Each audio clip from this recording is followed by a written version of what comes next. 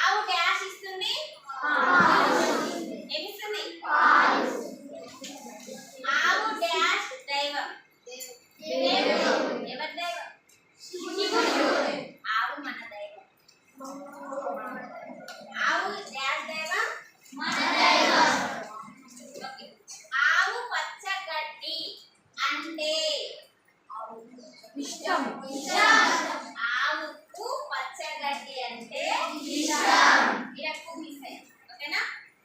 Next start. ఇక ఆవు సాధు డాష్. ఆవు సాధు